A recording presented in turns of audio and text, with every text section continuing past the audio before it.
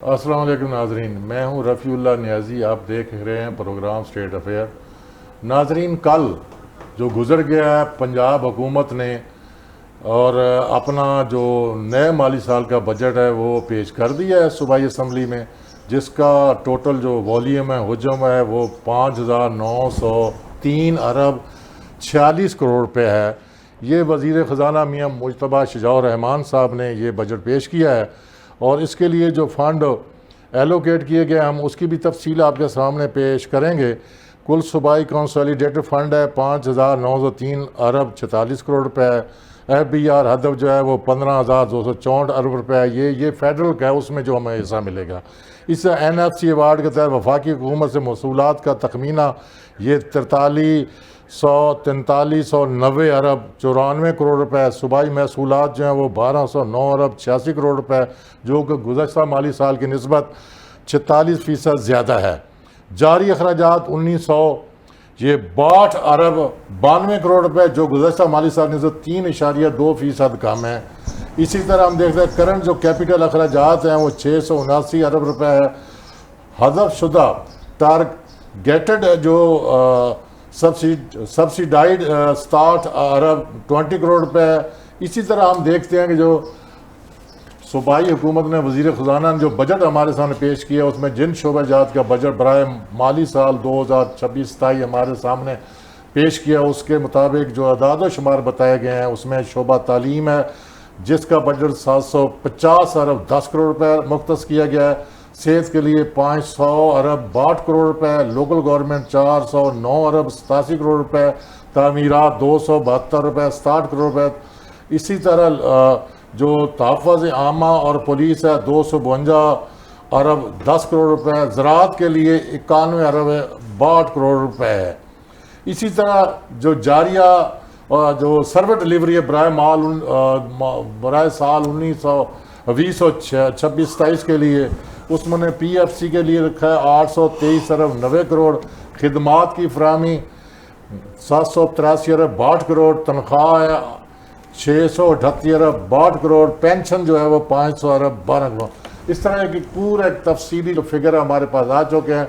तो नाज़रीन देखें, बजट जो होता है उस पर बहुत तमाम जो तबकात ज़िंदगी उनकी नज़र होती है। किसानों के लिए हुकूमत ने क्या इंसेंटिव रखा है, क्या उनके लिए सहूलियात फराहम की है, मज़दूरों के लिए क्या रखी हैं, एनर्जी क्राइसिस जो है उस पर किस तरह काबू पाया जाएगा, आम आदमी जो है जो नौजवान है जो पढ़ा लिखा है इस पंजाब का जो डिग्री होल्डर है उनके लिए सर्विस जॉब के कितने % चांसेस हैं। माजी में तो हमने देखा है कि वो डाउन साइजिंग राइट साइजिंग के नाम पर बहुत सारे लोगों को बेरोज़गार किया गया, जिसकी एक अहम मिसाल आपके सामने है कि जो टेल्टी स्टोर में तकरीबन 15,000 ख़ानदान जो है वो उससे जो है ना वो उनको रोज़गार से महरूम किया गया है। अब हम देखते हैं हुकूमत पंजाब का दावा है कि हम इंशाअल्लाह आइंदा 2 लाख जॉब जो निकालेंगे। अब मैं अपने पैनलिस्ट से ये पूछूंगा कि वो इस पर जो है कमेंट्स करेंगे। तो सबसे पहले ये है कि मैं मौजू की तरफ जाऊँ। मैं अपने पैनलिस्ट का आपसे तारुफ कराता चलूँ। मुझे स्टूडियो में ज्वाइन किया डॉक्टर इफ्तिखार अली बुखारी साहब।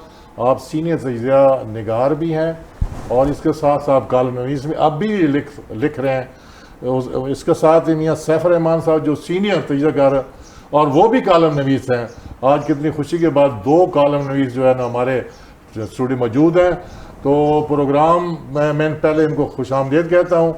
तो बजट को हम डिस्कस करेंगे अगर हमारे पास टाइम हुआ तो फिर हम जो पीस एग्रीमेंट है अमेरिका और ईरान के दरमियान जो एक सिग्नेटरी जो सेरेमनी हो रही है जो फ्राइडे को जनेवा के अंदर, उसको भी हम डिस्कस कर सकते हैं। तो इसलिए सबसे पहले मैं डॉक्टर इफ्तिखार बुखारी साहब के पास जाऊंगा। डॉक्टर साहब, ये जो बजट पेश किया गया है इसके बारे में आपकी क्या राय है?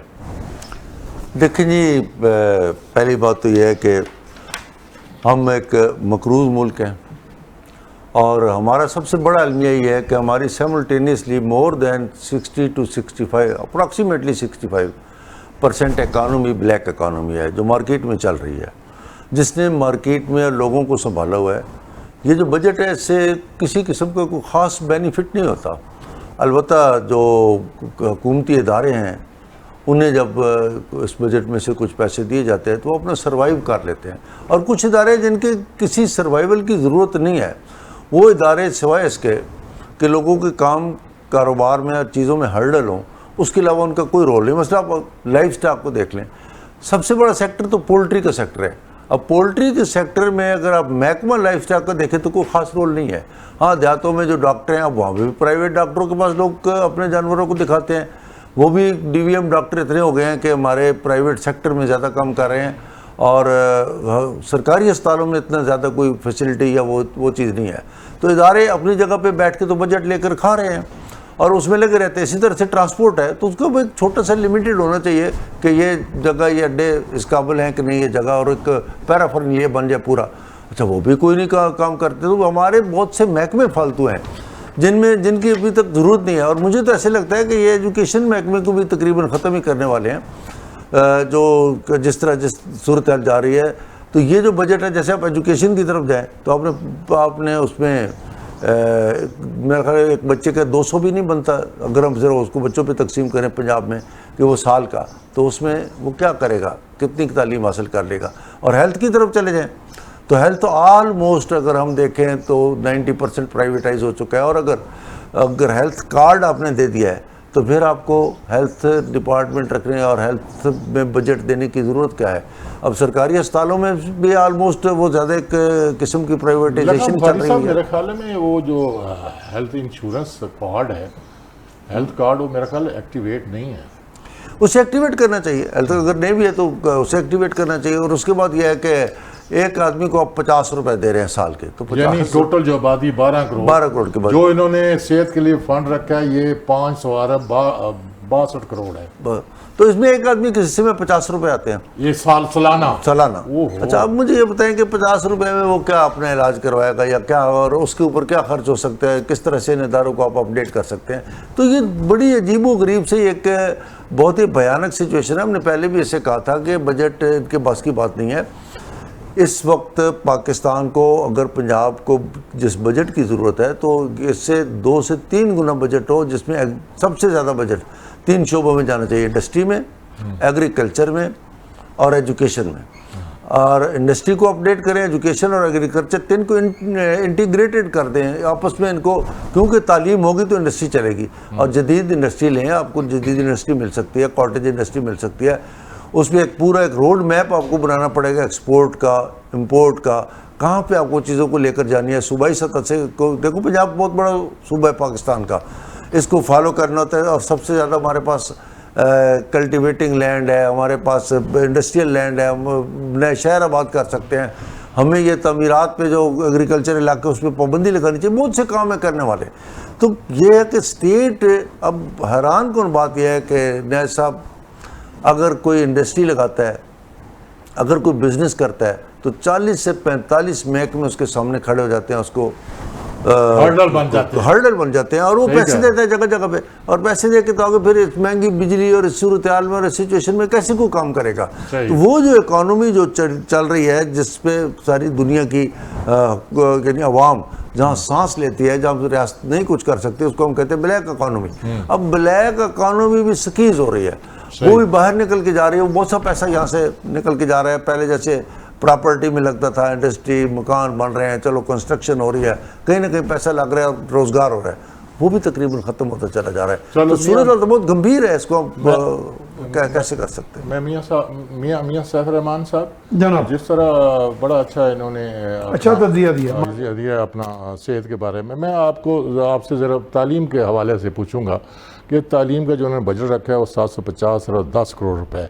इसमें जो अहम चीज़ जो है ना, मैं ये बयान करना चाहता हूँ कि जो स्कॉलरशिप है बैरून मुल्क, वो उसको मुझे बजट में कहीं नज़र नहीं आया कि हुकूमत ने उसके लिए कोई रकम एलोकेट रखी है। अगर नहीं रखी है तो उसकी क्या वजह, ज़रा तालीम की बजट पर आप रोशनी करें। उसमें भी बुनियादी तौर पर ना कोई हमारी पॉलिसीज लॉप साइडेड पॉलिसीज आ रही हैं। मिसाल के तौर पर 18वीं तरमीम के बाद कह दिया गया कि जी एजुकेशन सेंटर के पास भी रहेगी, सूबों को दे दी गई, जबकि हायर एजुकेशन कमीशन जो सेंटर में बैठा है वो अपनी जो असर्ट कर रहा है, इधर पंजाब के अंदर भी एक एजुकेशन कमीशन है और उनका आपस में मेरा ख्याल है कि बहुत हद तक कॉन्फ्लिक्ट्स भी हैं, जिसकी वजह से देखें ना पॉलिसीज़ में कंसिस्टेंसी हो और आपस में हम आहंगी होनी चाहिए, तो फिर ही जाके आप कोई चीज़ डिलीवर कर सकते हैं। जो भी आपका विजन है, विजन में क्लैरिटी होनी चाहिए। बुनियादी तौर पर मुझे अभी डॉक्टर साहब ने बड़ी अच्छी बात की, मुझे उसी तरफ ही आ रहा था मेरा ज़हन कि मुआशरा कब तक हुकूमतों की बैसाखी पे चलेगा। ये दुनिया में बहुत से ऐसे मुआशरे हैं जहाँ अब मेरा ख्याल है जहाँ तरक्की इतनी हो गई, वो तो लेसर गवर्नमेंट का तस्वर है। हमारे यहाँ अजाब ये है कि गवर्नमेंट ने नाक में दम किया हुआ लोगों का, जिस तरह अभी 48 महकमे या कितने महकमे हर्डल्स क्रिएट करते हैं, अभी आपने जिक्र किया, तो यानी नाक में दम करके लोग मजबूर हो जाते हैं हुकूमत की तरफ निजात दहिंदा समझने के लिए। वो निजात दहिंदा होती नहीं, तो लिहाजा जब वो निजात नहीं हमें दे सकती तो हमारे पास कुछ भी नहीं बचता, ना हमारा अपना इनिशिएटिव बचता है अफरादी तौर पे, इनफरादी तौर पे, ना सोशल सोसाइटी के तौर पे, ना हुकूमतें डिलीवर कर रही हैं। हुकूमतों का हमारा पैटर्न भी कुछ ऐसे ही रहा है कि लोग इक़्तिदार में तो आ जाते हैं, चले फॉर्म 47-45 की बात होगी, मैं समझता हूँ जो हकीकी फॉर्म 45 पे भी आ रहे होंगे उनके अंदर भी शुरू ही से एक तहकमाना सा एक अंदाज अख्तियार किए रखा है, एक बिहेवियर जो है ना वो एस्टेब्लिश हो गया है, एक बिहेवियर उसी को फॉलो कर रहे हैं। एक बिहेवियर ऐसा है कि जी हम तो हाकिम हैं, ये कौम महकूम है, ये चले हैं, ये बेवकूफ़ हैं, ये मेरे इश्क में मुबतला हैं, मुझे वोट दे देते हैं, फलां को दे देते हैं, बरादरीज़म और ऑल दैट। अभी बहुत सा वाकई बड़ी अच्छी बात की कि अभी बहुत सा काम करना बाकी है, हमने चीज़ों को आइडेंटिफाई करना है, देखना है। अभी हम उस ग्रोथ के यानी ज़हनी ग्रोथ के, सोशल ग्रोथ के उस लेवल पे नहीं आए। मुझे याद पड़ता है जब मैं एक दफ़ा बहुत अरसा कबल अमेरिका गया तो मैं वापस आया, मुझे लोग कहने लगे यार अमेरिका की बड़ी तरक्की है, उसका राज क्या है? मैं कहा यार कोई मनो सलवा आसमानों से नहीं उतरा, उस कौम ने मेहनत किया जहानत के साथ, और मेहनत किया जहानत के साथ, प्रायोरिटाइज करके चीज़ों की तरजीहात मुतय्यन करके, सही सिमत मुतय्यन करके और चल पड़े, और वो वक्त के साथ उनको उसके अच्छे नतीजे आने शुरू हो गए हमारे। और फिर दूसरी मैंने जो बात की, मैंने कहा यार एक सबसे बड़ा अलमिया हमारा ये है कि हम हर वक्त एक हीरो की, एक निजात दहिंदा की आसमानों से उतरने के तलाश में रहते हैं, रिफॉर्मर की। हाँ, कि बस वो आएगा तो हम जिंदगी को आगाज करेंगे, अगर वो नहीं आएगा तो हम ढिले मठे रहेंगे, हम काम करेंगे ही नहीं। यानी कि करामत का बोझ चल क्यों नहीं सकता दुनिया में। अब अमेरिका को भी, चलो अमेरिका की मिसाल लोग कहते हैं नहीं पाकिस्तान पे मुंतबिक ना करें, लेकिन एक दुनिया में मॉडल तो है ना। अगर 200 साल से वहां कितने करिश्मेटिक लीडर आए हैं, कितने करिश्मासाज हीरो आए हैं 250 साल से। हाँ, तो 250 सालों में कितने बड़े ग्लैमर वाले हीरो आए हैं। बिल्कुल, चाहे 4-5-6 ही होंगे ना, सही है, सही बाकी तो सारे वही थे जो कामे किस्म के थे, काम करने वाले। तो बात यह है कि हम कम से कम अपने ट्रेंड्स चेंज करें। सही। मैं तो बजट से कभी इतनी तवक्को रखता ही नहीं, और बजट मेरा ख्याल है हुकूमतों को भी पता है कि हमने बजट बस एक पेशकारी करनी है, और उसमें करना क्या है, फिर वो ज़िमनी बजट आ जाता है, फिर सप्लीमेंट्री ग्रांट्स आ जाती हैं, फिर उसके लिए कई और फंड्स लैप्स भी होते हैं। आप परेशान होंगे सुन के कि 1-2 साल फंड्स लैप्स होते हैं, एनुअल डेवलपमेंट प्लान ही लैप्स हो जाता है, फिर उसको रीअप्रोप्रिएट कर रहे होते हैं। यानी कि प्रॉपर उनकी इम्प्लीमेंटेशन का एक मैकेनिज्म ही नहीं, अगर है तो वो जैसे मेरे भाई कह रहे हैं उसमें या करप्शन की नजर हो जाता है या इनकॉम्पिटेंस की नजर हो जाता है। सही कह रहे हैं, बिल्कुल।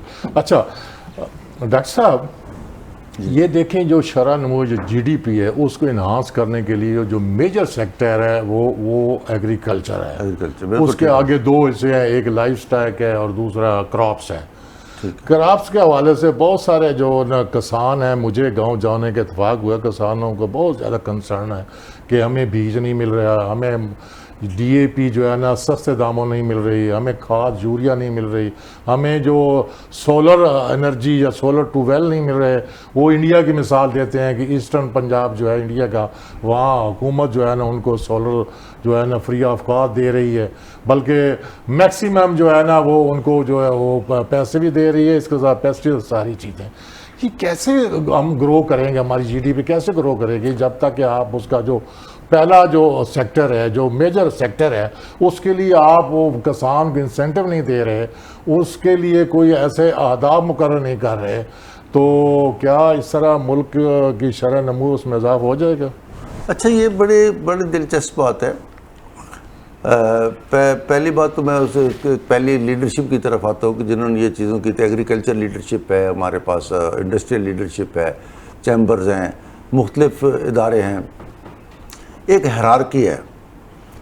मुझे मिडिल ईस्ट के हमारे एक दोस्त थे, तो उन्होंने बड़ी खूबसूरत बात की कि वहाँ किसी ने को बुक लिखी, उसने कहा कि ये जो बड़े सगीर पाक हिंद के लोग हैं ना, ये दुनिया के बदतरीन बॉस हैं, लेकिन दुनिया के बेहतरीन सबॉर्डिनेट हैं। इनसे अच्छा सबॉर्डिनेट कोई नहीं हो सकता। तो वो मुझे याद आ जाता है कि जनरल डायर भी हमें हुक्म देता है तो हम गोली चला देते हैं, हम अच्छे सबॉर्डिनेट हैं। इस तरह हमेशा से काम करने वाले में हमारे ऊपर बॉस अच्छे बैठे हो तो हम काम करते हैं, अगर करप्शन ना हो और सिस्टम ना हो। अब ये जो सिस्टम चल रहा है, देखिए आपके सामने गंदम के साथ क्या हुआ। अभी चीनी कितना एक्स्ट्रा हुकूमत से वो पूछ ली गया कि हम इसको एक्सपोर्ट कर दें, फिर इतनी एक्सपोर्ट, क्योंकि चेक एंड बैलेंस नहीं है ना, फिर उसको दोबारा इंपोर्ट कर लें, पहले एक्सपोर्ट कर लें। इसी तरह से जो गंदम है, किसान बहुत डिसहार्ट हुआ है। आलू हमारे यहाँ देखे कि 10 रुपये किलो फ्री के हिसाब से आलू बिक रहा है, लोगों ने जनाब वहाँ फेंक दिए हैं। लेकिन वही आलू चिप्स की शक्ल में 1000 रुपये किलो बिक रहा है। सही कहा। अब मुझे ये बताएं कि इसको हम कहते हैं वैल्यू एडेड प्रोडक्ट। जिस वैल्यू वैल्यू एडेड प्रोडक्ट्स के लिए हमारे लोकल मशीनरी भी काम आ सकती है, लेकिन कोई भी काम करने की तरफ जब निकलता है तो उसको जो सरकारी महकमा, फूड डिपार्टमेंट, पूरा उसको इतनी हर्डल आती है, ईज ऑफ डूइंग बिजनेस नहीं है, वो नहीं, अनड्यू इंटरफियरेंस है और गलत इंटरफियरेंस है। और वो एक क्वालिटी एश्योरेंस करवाने और उन चीज़ों के जो जितने वो पैसे तलब करते हैं, फिर बंदे का प्रॉफिट बहुत कम हो जाता है। इसलिए जो सूरत हाल है कि हमें हर एक चीज़ की वैल्यू एडेड प्रोडक्ट की तरफ ले जाकर उसको एक्सपोर्ट की तरफ लेकर जाएं, तो पाकिस्तान की सिर्फ और सिर्फ पाकिस्तान की एग्रीकल्चर पूरे मुल्क का सारा बजट का बोझ उठा सकती है। एग्रीकल्चर सेक्टर हमारा बहुत बड़ा है, एग्रीकल्चर सेक्टर हम बहुत सारे जंगलात डेवलप कर सकते हैं। बिल्कुल सही। जब हम जंगलात डेवलप करेंगे, वहाँ पे शीप फार्मिंग हो सकती है, वहाँ पे हमारे फैटनिंग फार्मिंग हो सकती है, वहाँ पे हमारे एनिमल फार्मिंग हो सकती है। और इस वक्त भी पाकिस्तान में दूध, एनिमल, शीप, ये सारे का सारा प्राइवेट सेक्टर अपने तौर पे कर रहा है। एक बड़े खूबसूरत एक मेरा भी थीसिस था, तो उसमें एक लोक राज ने मुझे कहा था कि यहाँ पे सोशलिस्ट इनकलाब क्यों नहीं आया, जब इसकी डिमांड थी। तो एक बड़ा खूबसूरत बात इसलिए कि भैंस ने नहीं आने दिया, गाय एक घर को पाल लेती थी। अब हमारे यहाँ पे सदियों से गायें और भैंसें ने पूरे ख़ानदान पाले हैं, अब पाल रहे हैं। हमने उससे आगे बढ़ाने के बजाय, उसे साइंटिफिक बुनियादों पे ले जाके पूरे मुआशरे को खुशहाल करने के बजाय, हमने ऐसी इनविजिबल सैंक्शन लगा रखी हैं लोगों पे, मुआशरे पे, चीज़ों पे, मंडियों के हवाले से, कि जिससे आप यकीन करें कि बाज़ का ऐसी चीज़ सामने आती है जिन्हें देख के शर्म आती है। सही। कि सारे इदारे अपने उसके और हम इदारे बनाए चले जाते हैं, लेकिन वो कोई काम नहीं करते। और वो देखते कि जिस मैंने मुद्दत सब सरकारी अफसरों से वास्ता पड़ता है, बेशुमार दोस्त है वहाँ पे, वो देखते हैं कि इस काम में मुझे क्या बेनिफिट है। अगर उसे कोई बेनिफिट नहीं, फैल उठा साइड पे फेंक देते हो, कहते चले रहने दे, कोई बात नहीं, लोग रुल रहे हैं।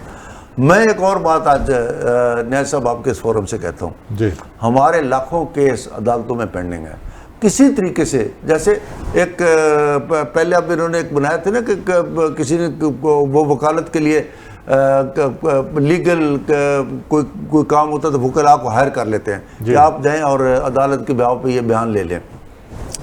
इसी तरह से कमीशन जैसे कमीशन मुकर्रर करते हैं, इसी तरह से अगर किसी तरीके से अदालतों के केसों पे छोटे लोगों को वक्ती तौर पे केस दे के 2-2, 4-4, 5 लोगों की ज्यूरीज बना दी जाए, और अगर पाकिस्तान के अदालतों में पेंडिंग केस आप 2 साल के अंदर 80% केसों को हल कर दें, मैं क्रिमिनल नहीं कह रहा, सिविल केसों को आज 80% हल करें, पाकिस्तान की मईशत 500% ऊपर चली जाए। ये ठीक है, ठीक बिल्कुल सही है। सर्वर डिलीवरी की बात आपने की, मैं मियाँ सैफ रहमान साहब के पास जाऊँगा। मियाँ साहब, जिस तरह मैंने गुजारिश की है कि एग्रीकल्चर जो है ना हमारा यानी मेजर सेक्टर है, उसके बाद आता है इंडस्ट्रियल सेक्टर आता है, तो क्या हुकूमत पाकिस्तान ने फेडरल बजट में, प्रोविंशियल बजट में, क्या इंडस्ट्रियलिस्ट के लिए, मज़दूरों के लिए, उनके लिए एनर्जी को मुतबादल निज़ाम वज़ा करने के लिए कोई रकम एलोकेट की है मज़दूरों की फलाह बहबूद के लिए, और इसी तरह जो स्किल्स है उसके लिए? अभी हम देख रहे थे कि पाकिस्तान में 2 एग्रीकल्चर यूनिवर्सिटियाँ हैं, तो कितने अफसोस का मकाम है कि वहाँ हर डिवीज़न में एग्रीकल्चर यूनिवर्सिटी होनी चाहिए जो नहीं है।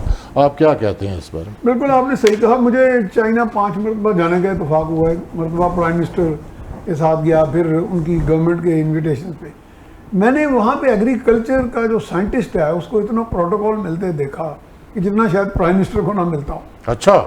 यानी कि मैंने अपनी आंखों से, मैं मिला भी उन साइंटिस्ट को, फिर हमें खेतों में भी ले गए। मैं खुद किसान हूँ, और उन्होंने जिस तरह की वीट क्रॉप बनाई, हाइब्रिड सीड, वो तो फिर लंबी बात हो जाएगी।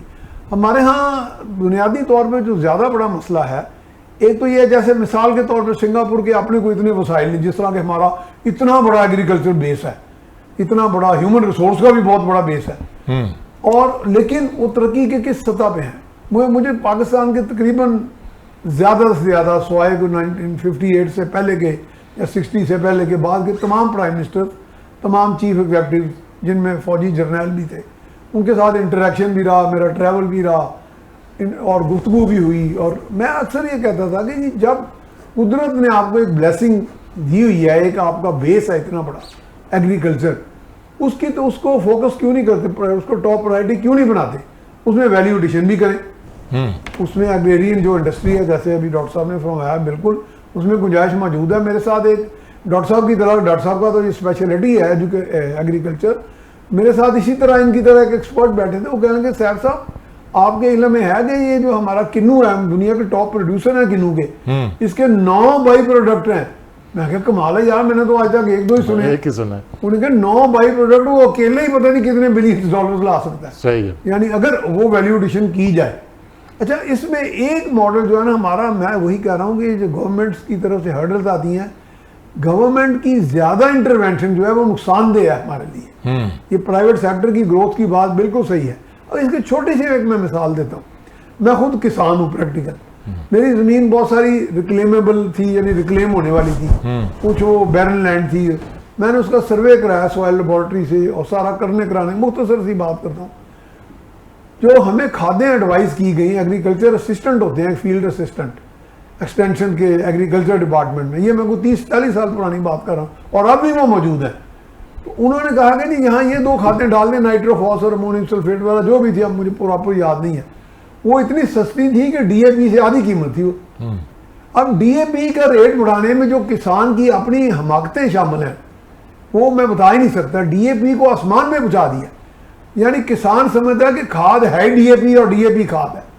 There are other fertilizers as well, जिनको बकायदा, वैसे तो दुनिया ग्रीन मैन्योरिंग पे आ गई है, पता नहीं कहां चली गई। वेस्टर्न कंट्री, जहाँ वेस्टर्न एग्रो इंडस्ट्री की बात होती है ना सर, वहाँ रिसर्च सेंटर है, वहाँ जो बीज होता है इसको तैयार होता है। मैं कहता हूँ जी, यहाँ पे भी हैं।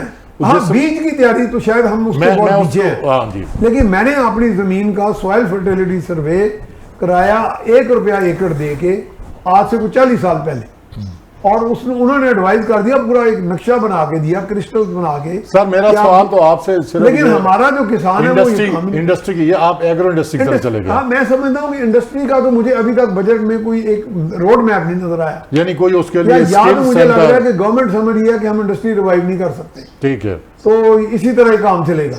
तो लेकिन जब तक इंडस्ट्रियलाइजेशन नहीं होगी, तब तक एम्प्लॉयमेंट्स नहीं होगी। अलबत्ता मेरा ख्याल जहाँ फोकस ज़्यादातर इसी पे है कि कहीं से कोई बाहर से जॉइंट वेंचर आ जाए, CPEC को थोड़ी बढ़ोतरी दे दी जाए, स्पेशल इकोनॉमिक जोन्स बन जाएं, लेकिन वो भी अभी बातचीत ज़्यादा है, काम कम है। सही है। तो वो अभी हम सारी दुनिया अभी तक देख रही है। वैसे तो अभी चंद दिन पहले मुझे चाइनीज कौंसिल जनरल मिले, वो कहते हैं जी हम CPEC 2 जो है फुल स्विंग में ला रहे हैं, पर्टिकुलरली स्पेशल इकोनॉमिक जोन्स। अब वो उसका क्या रोड मैप है, गवर्नमेंट को चाहिए था कि बजट के टाइम पे लोगों को हौसला देने के लिए, इन्वेस्टर को अट्रैक्ट करने के लिए बताते। और ये मैं कब से सुन रहा हूँ, खान साहब के दौर से मैं सुन रहा हूँ कि उनके बाकायदा एडवाइजर हमें बताते थे कि जी Pakistan is no more a geo strategic location but a geo economic location.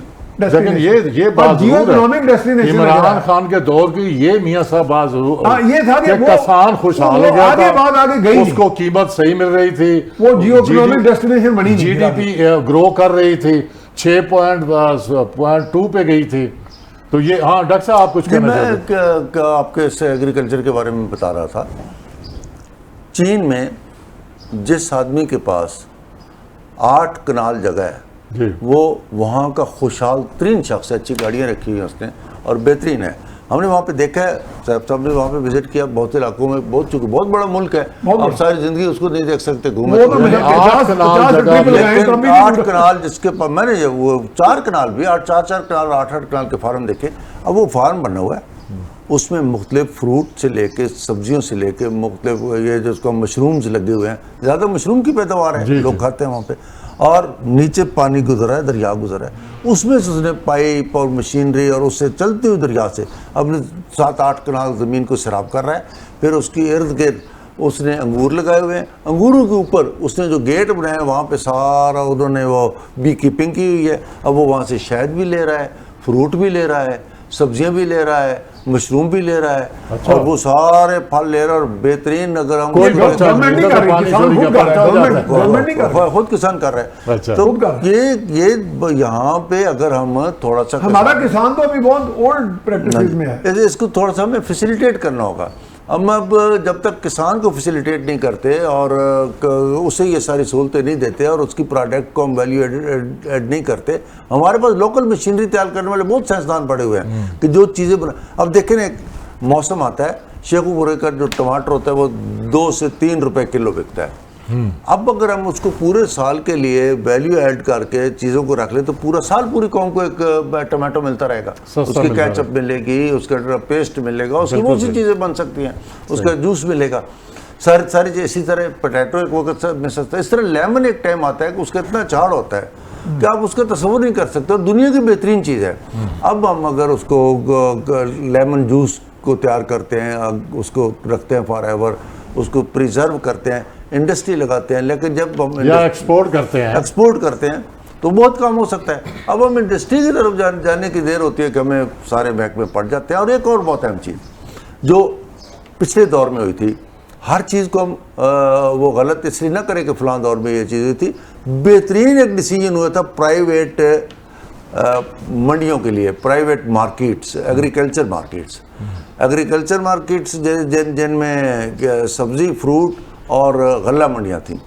अब जो ही वो हुआ उसके बाद हमारे यहाँ पे लोकल गवर्नमेंट ने एक कन्वर्जन फीस लगा दी और उसको कमर्शियल कर दिया। अब एक सबसे देखने वाली है कि परमिसेस ये जो एग्रीकल्चर है जिसमें आप जब इंडस्ट्री लगाते हैं चीज़, उसमें कन्वर्जन फीस नहीं होनी चाहिए।